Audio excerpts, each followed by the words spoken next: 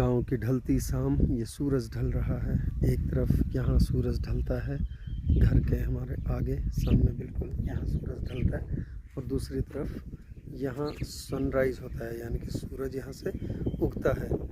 इस तरफ जंगल, ये जंगल, और इधर है गांव। ये रहा गांव, ये रहा गांव। गोभी नीचे खेत में दिख रही है, सब चिड़ियों का चहचहाना, ठंडी ठंडी हवा। ये शाम है गांव की, और ये उड़ता हुआ दुपट्टा, और ये सामने भूमका।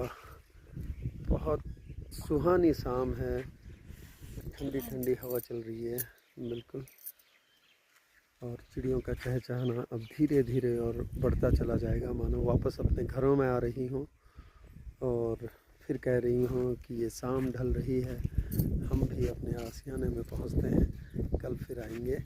ये छत, पुराने मकान जिनमें पाथर यूज़ किया करते थे, पाथर रखा करते थे, पाथरों से छत बनाई जाती थी, ये है।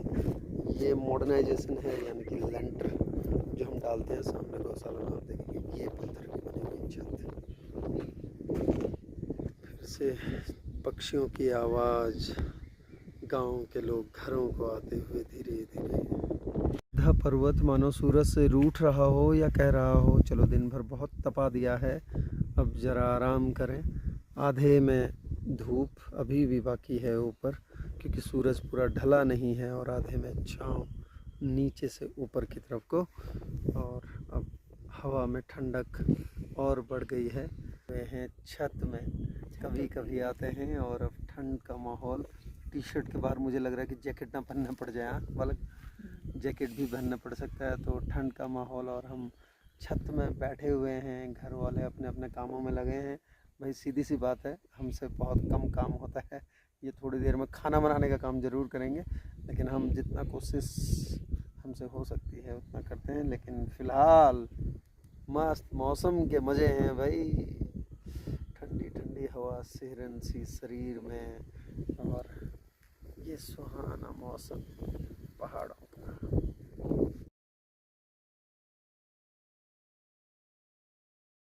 ये शाम कुछ अजीब है, वो शाम कुछ अजीब थी। अब मुझे क्या पता भाई कैसी थी, क्यों इतना घूर घूर कर देख रहे हो। ना तो मैं गाना गा सकता हूँ ना इनकी हिम्मत है इतना सुनने की।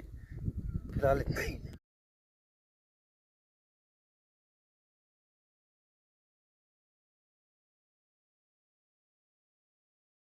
हल्का सा अंधेरा और बढ़ गया है, और अब चाँद कुछ ज़्यादा चमक के साथ दिखने लगा है।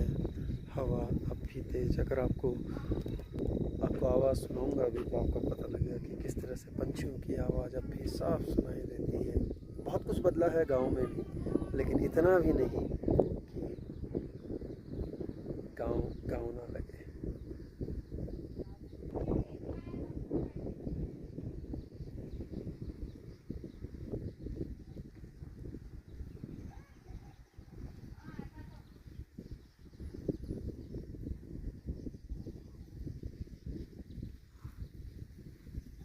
ये आवाज़ है चिड़ियों के चहचहाने की,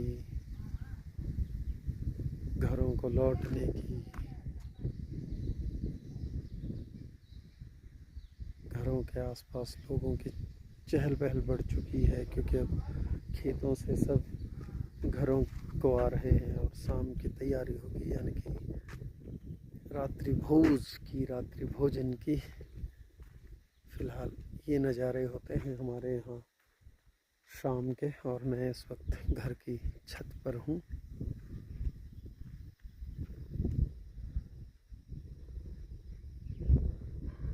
ये पूरा जंगल है सामने, जितना आपको दिख रहा है सारा जंगल है पूरा। उधर और एक गांव है दूर, वहाँ उस तरफ भूमका कोचागढ़,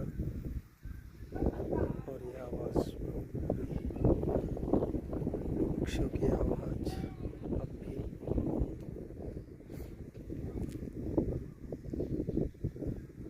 गजब का रहता है।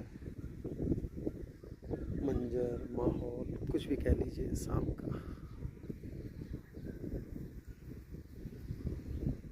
जैसे जैसे शाम बढ़ेगी और रात का आगमन होगा, शाम जब रात के हवाले करके जाती है माहौल को, तो एक अलग सा रूप देखने को मिलता है। तो मैंने सोचा आज आपको शाम दिखाई जाए पहाड़ों की।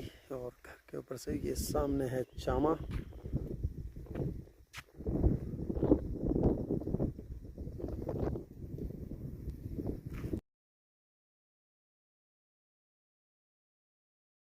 कितनी बातें करते हैं ना नज़ारे भी। कोई सुबह अगर जीने का संदेशा देकर आती है, तो कोई शाम कहती है कि अब आराम कर ले, दिन भर की थकान से थक गया होगा, थोड़ा सा विश्राम कर ले। और जब शाम सुहानी हो तो रौनक और भी बढ़ जाती है। कितना कुछ लेकर आती हैं ये शाम, ये दोपहर, दिन के नज़ारे, सब कुछ है, सब अलग अलग है, सबका अपना महत्व है, पर है सब कमाल का, सब बड़े ही गजब का है सब कुछ। यही तो खासियत है गाँव के परिवेश की, गाँव के माहौल की, गाँव के उस सादगी का। अपना मज़ा है सब, प्रकृति के बीच में, प्रकृति के साथ रहने का और पूरे बिंदास जीवन को जीने का।